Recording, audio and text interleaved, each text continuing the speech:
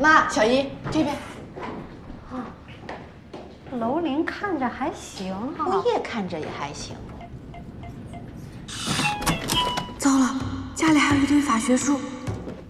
妈，小姨，家里有点乱，给我1分钟，我收拾一下。哎，看看啊。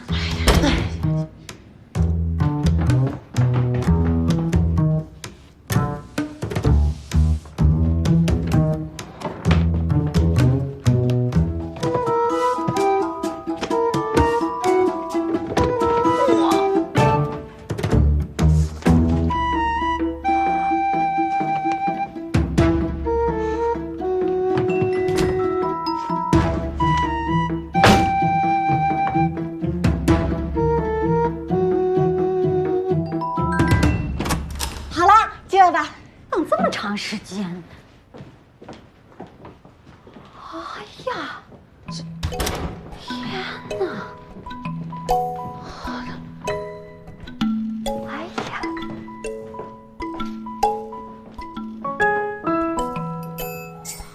哎，这是2000块1个月的房子啊？嘿，这房主不会是个慈善家吧？什么慈善家呀？这是我老大的房子，看我面子租给我姐的。啊，这是你的房子啊？那你住哪儿啊？不远，2步路。同一个小区啊？就对门。你不说话没人当你是哑巴啊！阿姨，这下您也放心了吧？房子我精心布置过，住起来还算舒适。从容呢，房租压力也不大。他不经常点外卖的，冰箱里边食物充足，偶尔我还给他做饭吃。放心，放心，我们当然放心了。小温啊，你还单身吧？啊，目前是。从容也是单身，怎么那么巧？真是巧了！哎呦，你不是要送我回澳洲吗？不要乱点鸳鸯谱啊！你把我改主意了，不行吗？行啊，你可真有原则啊！那是，既然木已成舟，你妈我呢也不是那个不开明的人，是吧？我考察了你的生活环境、工作环境都不错啊，最重要的是你有一个这么好的男邻居，所以我决定了，同意你留在国内。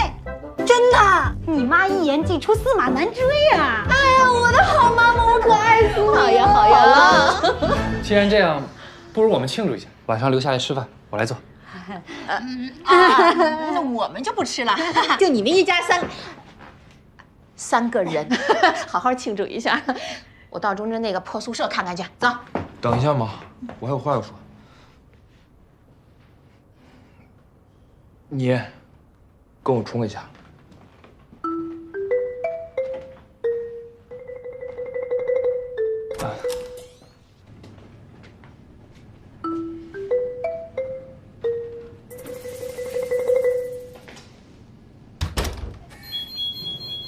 你今天脸很刚嘛？老大，你喜欢我表姐吗？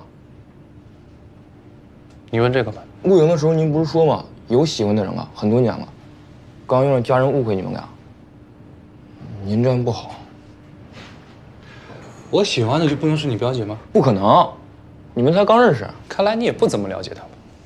我怎么不了解她？我还知道她小学暗恋过的一个同学呢。哦，你怎么知道的？反正我就是知道。老大，虽然我很敬重你，但是如果你把我表姐当备胎的话，我一定不会饶了你。我说完了。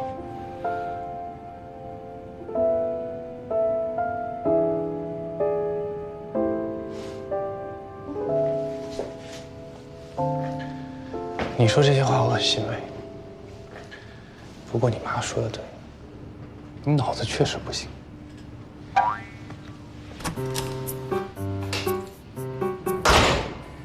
不太行吗？我觉得还挺聪明的呀。